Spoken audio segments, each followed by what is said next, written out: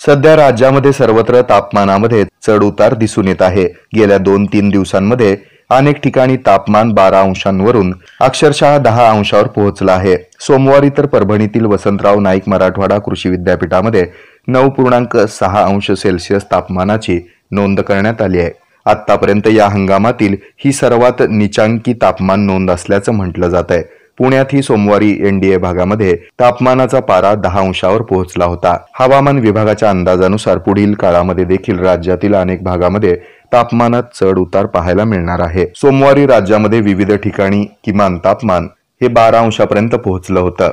पुण्यामध्ये किमान तापमान 12.1 अंश सेल्सिअस तर जळगावमध्ये 12.4, कोल्हापूर 16.7, महाबळेश्वर 12 अंश सेल्सिअस, नाशिक 12 अंश सेल्सिअस, सांगली 15.7, सोलापूर 15.6, मुंबई 23 अंश सेल्सिअस, परभणी 12.7 अंश सेल्सिअस तर नागपूरमध्ये 13 अंश सेल्सिअस किमान तापमानाची नोंद करण्यात आली।